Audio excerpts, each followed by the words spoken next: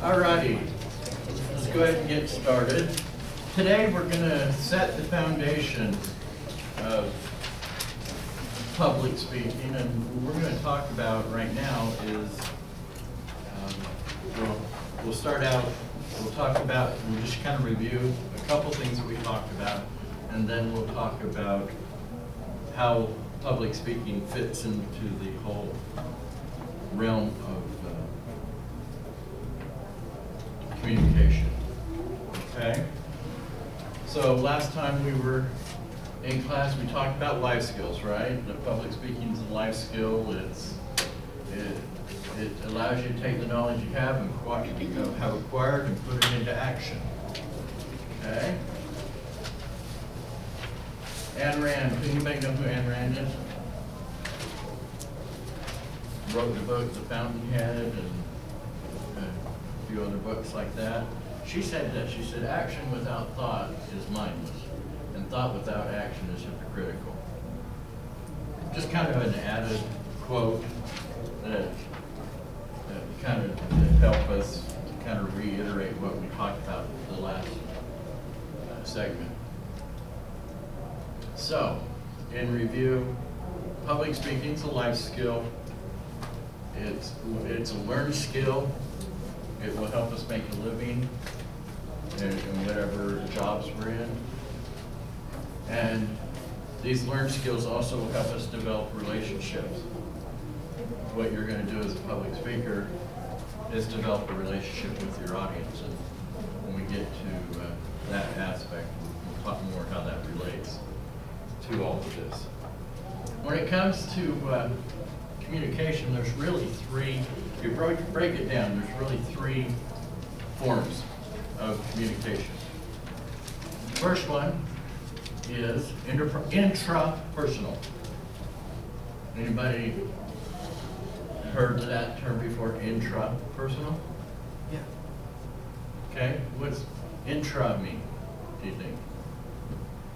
Intra referring to within yourself. Within yourself, okay? So, Inside. in some other communication classes you might take, you'll talk about the self. You'll talk about how what you say to yourself affects how you interact with other people in a interpersonal way, which is two people. And then there's a third form, it's called intergroup or group communication. And some of you may have taken a class in group communication or small group communication. But those really, at a foundational level, are the three forms of communication. Now, when we take these, there are additional forms of communication within those. And one of the first ones is organizational communication. What is that? Communication within an organization. Okay, it could be any organization, right? It could be your job, it could be your religious organization, it could be in that area. What other organizations are there out there? Clubs. Clubs, okay. Anything else you can think of? Families. Family, okay, that's a good one. Okay. So, where you have a group, you can have your self-communication or intrapersonal communication. You can have interaction between two people, or you can have interaction within a group. Can you see how that plays into this? Okay. The next one, mass communication. What's that? Email. Okay, it could be, considered that. Newspapers, television. Okay. Could that be like giving a speech? It would fit into Seminars? that area. What's that? Oh, like seminars? Seminars, yes. Anything that deals with a mass audience, right? Religious. Okay. See how the lines kind of blur here in all of these? All right, next one. Intercultural. You're gonna have all three of those first forms of communication we talked about, right? Intercultural, what's that? Between cultures. Between cultures, okay? And it could be within cultures as well. The last one, gender communication. And you can take classes in each one of these different forms of communication. Is that like the Mars and Venus thing where you learn to communicate with the people who don't think like you? Yeah, men are from Mars, The but opposites, women are from yeah. Venus, and what, Yes. kids are from Jupiter? Yes, Something like that. But yeah, that's exactly what he talks about is gender communication. There's another lady, Diane Tannen, I think, also does, she's a very popular author when it comes to gender communication, especially in the workforce. But as you can see, the first three forms will fit in any one of these, won't they? And so that's why I go back to say those first three are really the foundation of communication. Now, let's look at communication model. Now, you probably have seen several different models. The one I'm going to present to you is really kind of a general one, and I'll tell you how we can apply it to public speaking. But when you are communicating with someone, what do you have to have on a basic level?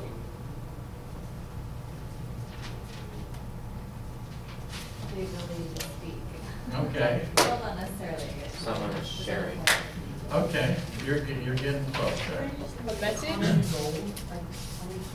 Eye contact?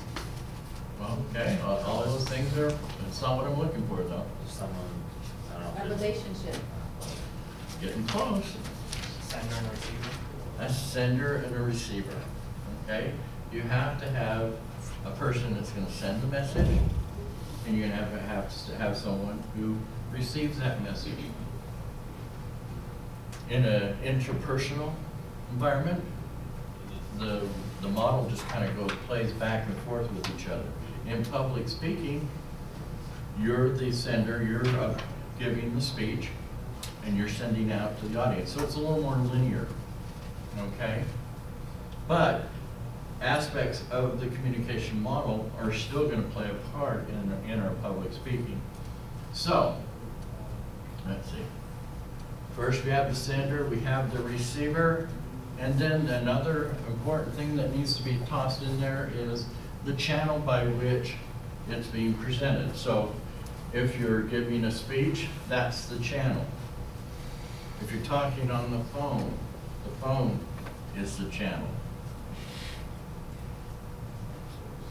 Okay, so it could also be face-to-face, it could be through email, so you have different varying aspects, but the channel for this particular class is the actual speech that you're going to be giving, so you're going to be facing an audience face-to-face.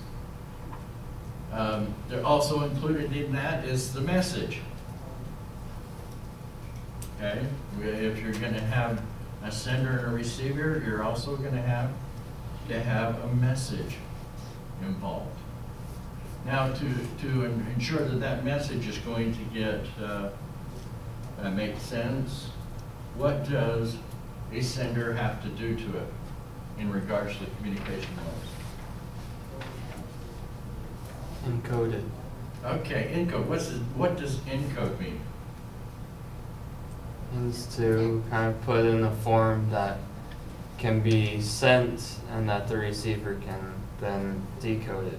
Okay, so a sender adds meaning to it, and then the receiver has to decode that. Does that make sense? Okay, so that's really basic, isn't it? Now, what else applies in here? If you, in a regular conversation, if you don't understand what a person is saying, what do you have to do? Ask questions. Ask questions, and what do they call that? Feedback. Someone read the text. I'm just kidding. All right, so we have to, if we want to understand the message at its fullest, there needs to be some feedback. How do you think that works in a public speaking situation? I think you can definitely tell by the gestures if you're putting them to sleep and thinking, okay, this is not as good feedback as I would like right now, so. Okay, yeah, if the audience is going to sleep, or if they look like they're just not paying attention to you, then that's feedback from your audience, isn't it? And sometimes in a question and answer session, you might be able to get some feedback that way as well. But so when we get into the meat of our public speaking, eye contact is going to be very important, because that's where you're going to get the feedback from your audience. If you're standing up here and you're just, and the whole time you're looking at your piece of paper, you know, you're not having eye contact with your audience, so you don't know if they're being bored or if they're getting it. Sometimes you can see it in their eyes that they're just, oh man, I understand this, I get it. So feedback's very important when it comes down to it. Now, what about, there are going to be some times that where things will get in the way. And in the communication models, we call that noise. Okay, there's 3 different kinds of noise. First is physical noise. What would that be considered in your mind? Actual noise that's happening, like me talking right now is a physical noise. Okay. So if someone's having a conversation in class, very loud, and I'm up here trying to present something, that's considered physical noise, isn't it? Because the people behind you are being interrupted. They can't hear because they're listening to your conversation as well as mine. So physical noise, very, very important thing that causes people not to get messages. Physiological, what would that be? You're sick. Okay, yeah, it could be that you're sick, so you're not paying attention because maybe you got a sinus headache or something, right? Are there other types of physiological? Tired, Yes. Yeah. Okay. Right. All right, so you said deaf, right? Okay, so if a person's deaf, obviously they're not getting the message unless they could read lips, or, but there's a way to fix it, isn't there? Okay, and yours Oh, was? I said tired, you didn't get enough rest the night before, Okay, so you're falling asleep. okay. How about people that maybe have attention deficit disorder or something like that? It's one of those issues that some people have that help keep them from paying attention. And so, but the key thing with physiological is that you can either take some medicine to fix that, or we can have a sign interpreter, or get some sleep the night before you come to the presentation, or whatever it might be. All of those can be fixed. How about psychological? Where does that take place? It's like Yes. your thoughts and stuff, so if you were up in front of a group of people and your thoughts are racing, oh, this is my first time, what happens if I lose my place, what happens if I stumble up on words, that's the psychological noise. Okay, Internal dialogue or distractions? yeah, okay, Is that like daydreaming? yes.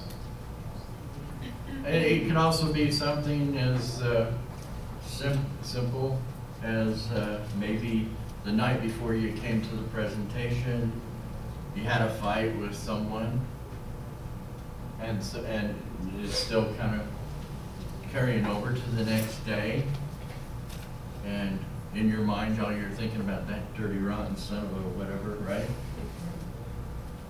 Do you think that gets in the way? It's really a mental thing, dealing with the mind. That's what makes it different than physiological. You can take medication and talk to counselors and things like that to help with the psychological. But those are considered noise. Those are things that get in the way of the message being presented, yes. So ADD doesn't fall under psychological as well, then? I think it carries in both, Yeah. because you can, it's both a mental and a physical thing. Okay? So yeah, there is some lines in there that kind of carry over. Okay. Okay? Let's talk about something else. How about context? When I talk about context, what am I talking about? Any thoughts? What you're talking about. Well, yeah, what you're talking about, but when someone says you're taking this out of context, what does that mean? Misinterpreting? You're misinterpreting, okay?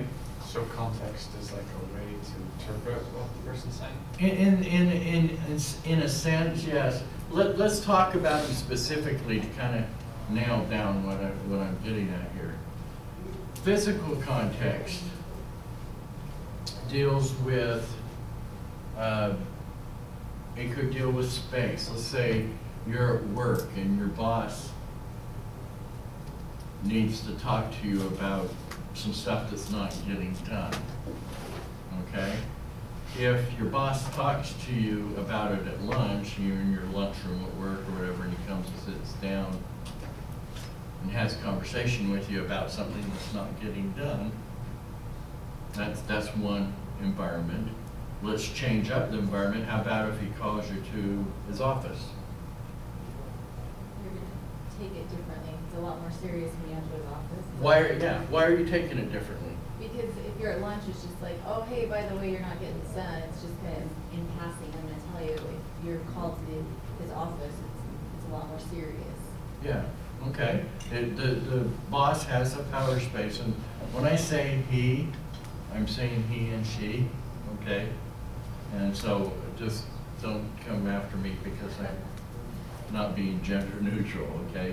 When I say it, I mean it, okay? So physical environment can cause us to interpret something differently. Same words, different interpretation altogether. How about social? What do you think what social environments can cause different? Yes? The relationship with the person that's talking with you, telling you. Like if it's a family member or a friend or a coworker, the different relationships you have, I think. Okay, yeah, perfect, yes. I have a question, would like peer pressure fall into that? Because if you're talking to someone and they're around a different group of people that they think that you can't agree with something or whatever because they weren't familiar with that group. It could, You know what I'm talking about? Yeah, I think it could fall in that.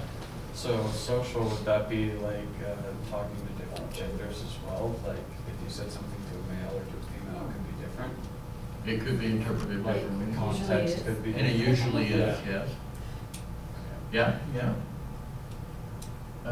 Even, you know, if you're speaking with someone you don't know versus someone you do know, getting back to relationships, yes, the social aspect is that relationship. The third one, chronological, what would that consist of, do you think? When you handle it, if something happens and you don't handle it right then and there, it may not be dealt with in the proper way or the way it needs to be, or you could be, too angry and maybe say things you don't necessarily mean, or does that make sense? Yeah, I think it does, that's part of it. Age of people, the age of the person you're talking to. Okay, time frame, to a child or age, I think a could young fit into person, that, an older okay. person. Context would be So taken. would it be like, you talked about something and then later you talked about something else, and chronologically it has to do with what you talked about before? Would that have to do with chronological? Yes, context? yes, exactly. You know, you ever been accused of jumping in the middle of a conversation, or came in on the middle of a conversation, had no clue what people were talking about? It's because you're taking it out of context. You didn't hear the stuff before to understand what's being said at this point.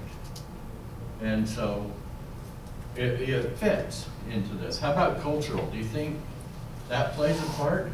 Yeah, definitely. Over the years of teaching, I've had the opportunity to teach people from varying cultures. And it's interesting to see how cultural differences really can take things out of context.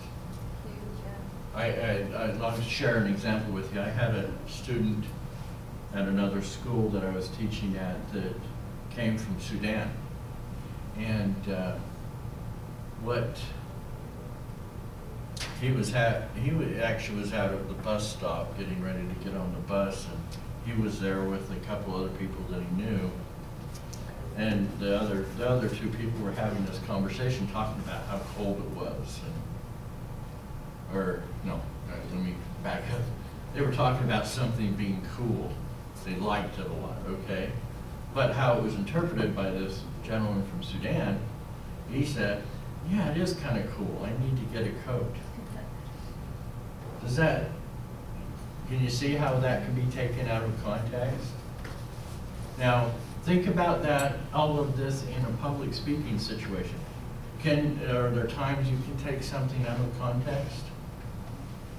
Is it important you as a presenter take that into consideration? You betcha.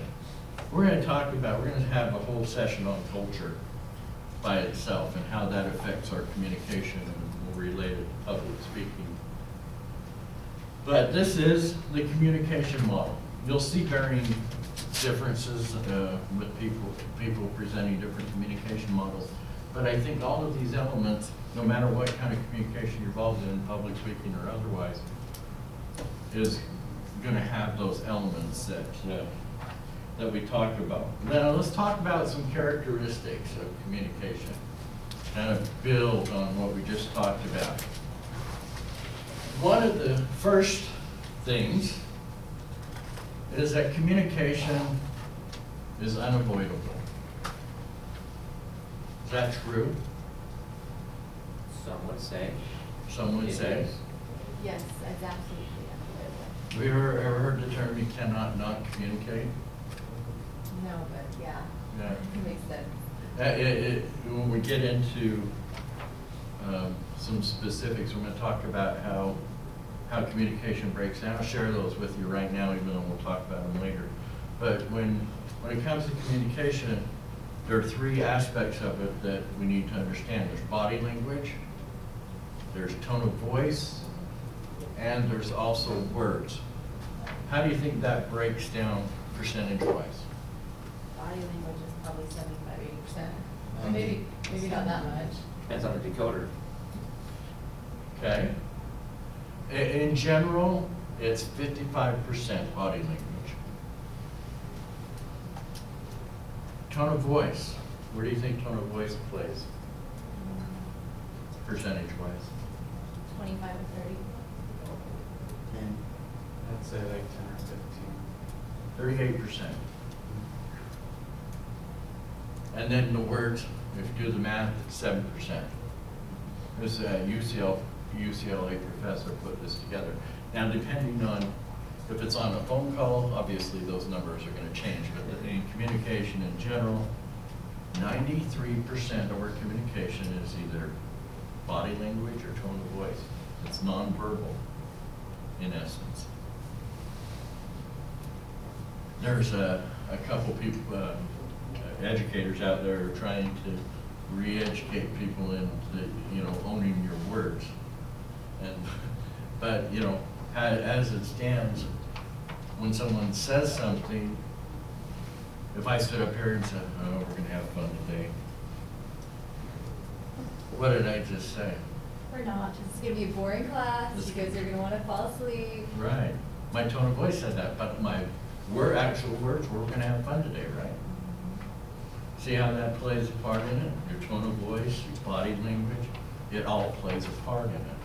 So communication is unavoidable. You can stand there and do nothing and still communicate something.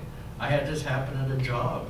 I was going to meet with someone, and I was standing around waiting for this person to come back so I can meet with them, and these other folks were having a conversation, and it was like they were complaining. You know how that happens at work, you have the complaints, and you just stand there and you're not participating. But what ended up happening in my case is the next day my boss calls me and says, I understand you don't like working here. And I took like 3 looks, and I go, why? What are you talking about? And he proceeds to tell me in this, I guess, this conversation that had happened, because I didn't say something, the person said I agreed with them. Does that make sense? So, you know, you cannot not communicate. I don't know, it's just, you know, I think it's just a fact of life. The second characteristic is that you need to understand it takes place on 2 levels.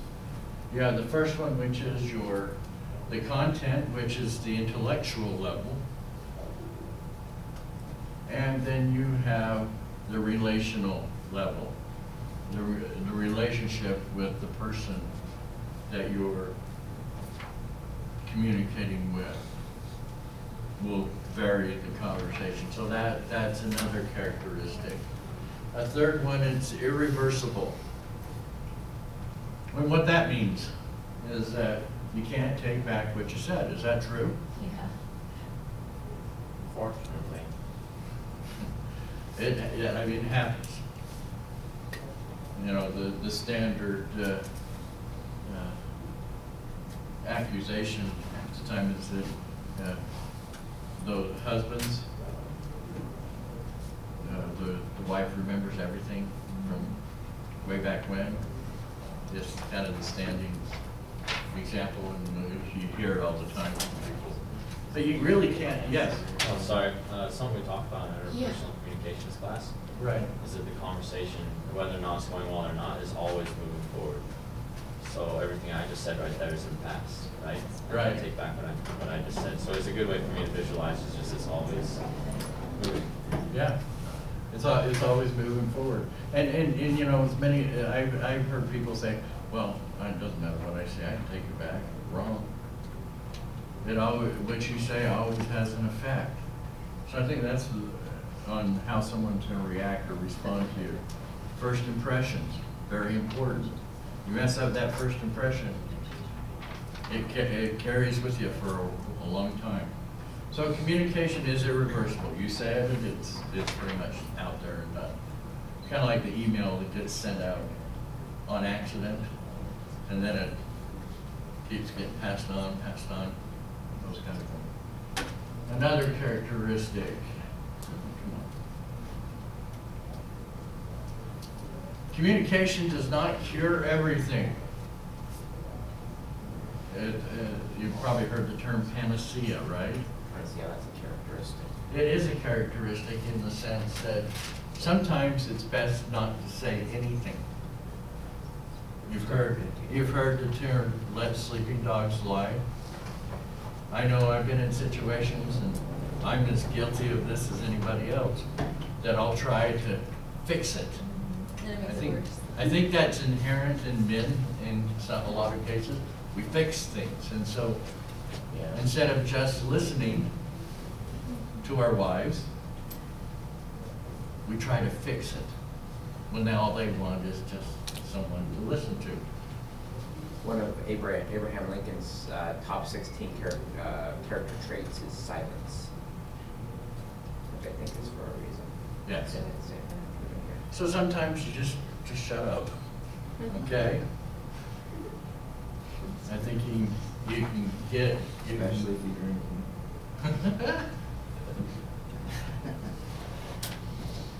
All right. Next one, is communication is communication Complicated. complicated? Wow, my mouth just stopped working. Very complicated. It looks like it's a bit complicated. No, I did that on purpose. Yeah. Let me show you how complicated it is, and I gave this to you in your handout. But the reason it's complicated is there's 6 people involved. Okay? The first person that's involved is who we think we are. The next one, who we think the other person is. The third one, who we think the other person thinks we are. Okay? Who the other person thinks they are. Who the other person thinks we are. And who the other person thinks we think they are. I love that. It's anonymous. I'd like to know who came up with that, but I think it shows how complicated communication can be. So, to conclude this segment, we talked about the 3 forms of communication. We've talked about the communication process. And we've talked about the communication characteristics. Is there any questions on this part of it? What was the 3 forms again? Interpersonal, intrapersonal, interpersonal, and intergroup. And on that, oh my gosh, the forms, you also went over the organizational, mass, intercultural, and gender. Uh-huh. Those are, we're gonna need to know those as well. No. Okay. I just want to make But sure. there's other parts. There's other parts of those. Okay. Okay, does that make sense? Anything else on this segment? Okay, let's